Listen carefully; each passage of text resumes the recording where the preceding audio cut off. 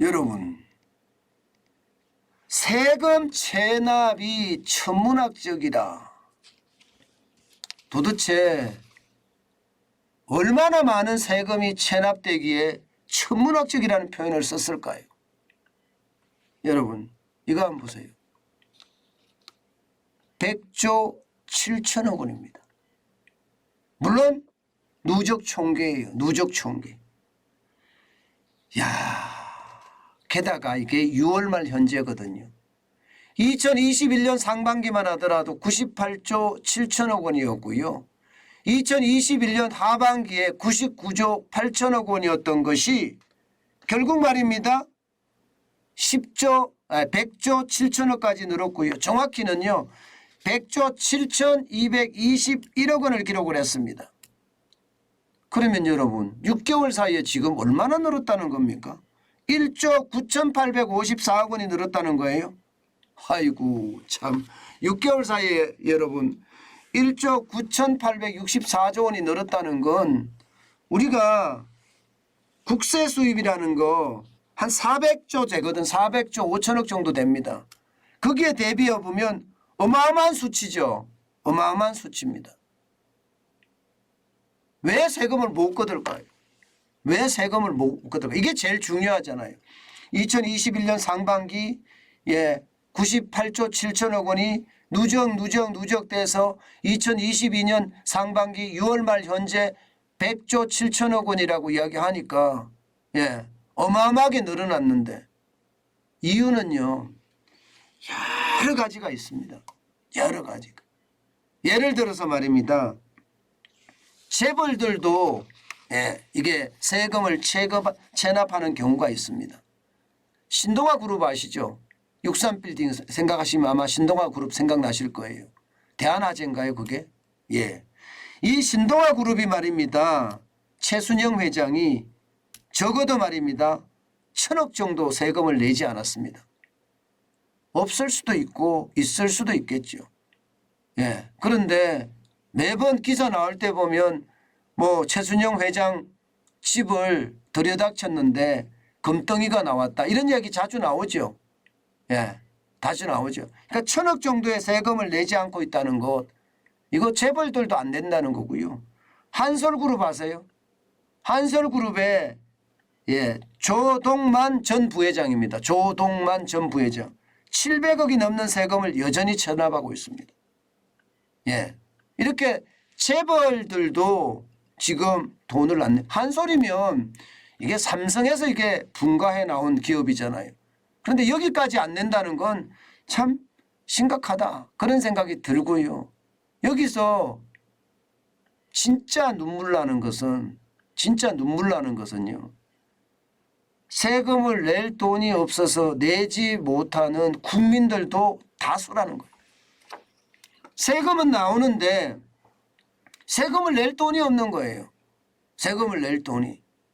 아니 집 팔아서 내야 되는데 집 팔아서 내기도 어렵고 집에 빨간 딱지가 붙든지 말든지 계속 기다린다. 체납하고 기다린다. 뭐 이렇게 생각하는 사람들도 많아졌다는 거고요.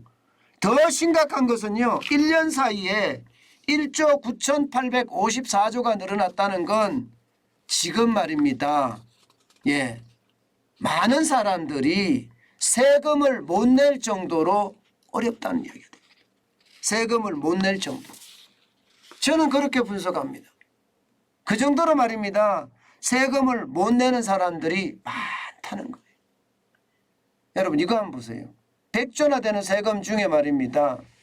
지금 환수 금액을 보면 2017년에는 1년에 못 내는 사람 10조 5천억 원씩 걷어들입니다.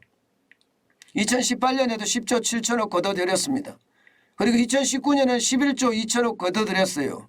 그런데 보시면 2019년부터 2020년까지는 걷어들이는 게 떨어지죠. 10조 5천억까지 떨어졌다가 2021년에는 10조 3천억까지 떨어지죠. 바로 이게 말입니다. 경제가 무너졌으니까. 이게 단적으로 보여준다고 저는 봐요. 경제가 무너지기 시작했던 데가 말입니다. 사실은 2019년이에요. 그래서 2019년에 워낙 최저임금을 많이 올리고 그 바람에 말입니다. 자영업자, 소기업, 중기업, 중견기업까지도 굉장히 어려움을 호소했거든요. 그러니 세금은 걷어갔는지 많이 걷어갔는지 모르지만 기업들, 개인들은 더 파산을 많이 했다는 결론이 생기는 겁니다. 그러니 2020년에는 줄어들 수밖에요. 게다가 코로나19의 위기까지 닥쳤으니 세금 체납하는 사람들, 돈이 있어서 감추는 사람도 있겠지만 돈이 없어서 못 내는 사람들도 굉장히 많아졌다는 거예요. 2021년에는 더 많아지는 이런 상황을 보면 말입니다.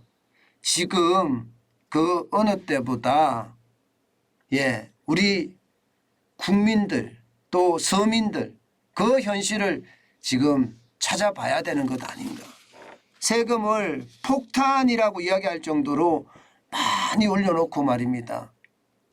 세금 안 낸다고 세금 체납하고 있는 그 모습을 보고 있으면 참 안타깝기는 해요. 안타깝기는. 물론 부자들이 세금을 안 내는 거 이것은 참 문제가 저는 있다고 생각해요. 왜냐하면 부자라고 이야기한 게 보면요. 서울이 말입니다. 2021년 상반기에는요. 29조 7천억 원이었거든요. 2022년 상반기에도 29조 4천억 원이 서울이 아무래도 여러분 제일 적게 낸다. 저는 이렇게 생각을 하거든요. 물론 중부청도 마찬가지입니다. 중부청도 서울청이 이만큼 되지만 이게 중부청도 작년에 2021년에는 23조 2천억 원이었던 것이 2022년에는 지금 24조 4천억까지 이렇게 자꾸 늘어나잖아요. 근데 서울만 줄어들었지 다 늘어나고 있죠. 부산청 12조 9천억 원으로 늘어났죠. 인천청 15조 1천억 원으로 늘어났죠. 대전청, 광주청, 대구청 안 늘어나는 곳이 없습니다. 일제히 증가하고 있습니다. 일제히. 서울 중에서는요. 부자들이 안 내는 곳이 좀 있는데 이런 것은요.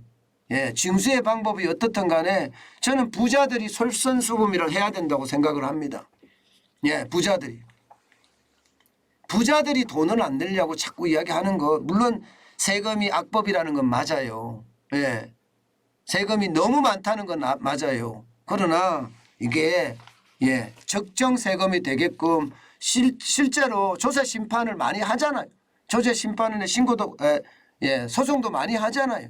그런 것처럼 말입니다. 부자들은요. 그나마 다른 사람보다 이미 많이 내는 거 알고 있습니다. 그러나 일단 내고 국가라는 게 더 중심이 돼야 된다. 저는 그런 생각하거든요. 국가가 먼저 중심이 되고요. 뭐 그렇다고 해서 뭐 제가 뭐 전체주의에 국가주의에 뭐 이렇지는 않습니다. 국가가 중요하다는 거예요.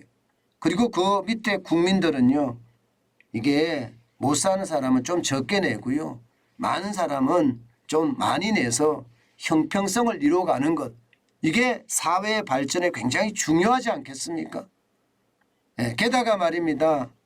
이 한솔이나 또 신동아 그룹이나 옛날에 신동아 그룹이나 이런 데서 1,000억씩 7천억씩 체납하고 있다는 것은 오히려 국민적 반감만 살 뿐이라고 저는 생각해요. 그리고 노블리스 오블리제라는 것도 있잖아요. 부자들이 먼저 솔선수범하는 것. 저는 그것이 우리 전체 말입니다. 사회를 건강하게 만드는 것 굉장히 중요한 요소라고 생각을 합니다. 미국 사회가 저렇게까지 지탱되는 거 한번 보세요. 빌 게이츠도 그렇고 빌 게이츠 재단을 만들어서 말입니다. 그 돈으로 전 세계가 어떻게 하면 인류의 발전이 될 것인지 고민하잖아요. 록펠러 재단도 보세요. 록펠러 재단. 저도 우리나라에도 말입니다. 그런 어마무시한 그런 기업의 노블리스 오블리제가 좀 자연스럽게 돼야 된다. 저는 그렇게 생각을 합니다. 그러면 많이 좋아질 거예요. 반면에 세금 진짜 돈이 없어서 못 내는 사람들 여기는 어떻게 할 것인가. 정부도 고민을 할 필요가 있습니다. 무조건적으로 말입니다. 돈 없는 사람에게 돈 내라고 강요하는 것. 이거는 정부가 빚쟁이가 돼서 이게 빚독촉을 하게 되는 그런 결과가 생기거든요. 저는 이런 일도 있어서는 안 된다. 그런 생각을 합니다. 제가 왜 부자들 저는 부자가 우리나라에 돈 쓰고 우리나라에서 더 자유로웠으면 좋겠어요. 그러려고 그러면 부자가 존경받는 것 그런 게 만들어져야 된다. 저는 그런 생각 진짜 많이 해보거든요. 어쨌든 세상이 함께 발전하려고 하면요. 모두가 함께 노력해야 되는 건 사실입니다. 그래서 모두가 노력할 수 있는 방안들 좀 많이 찾아졌으면 좋겠다. 전 그런 생각합니다. 우리나라 부자들은 외국에 가서 돈을 쓴다고 하잖아요. 그만큼 말입니다. 부자를 적폐몰이하는 바람에 아니 부자가 무슨 죄예요. 죄는 아니란 말입니다.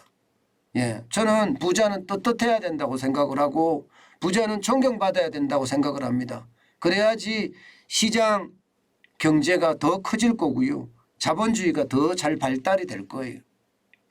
저는 그런 차원에서 부자들의 어떤 노블리스 오블리제를 이야기해 봅니다.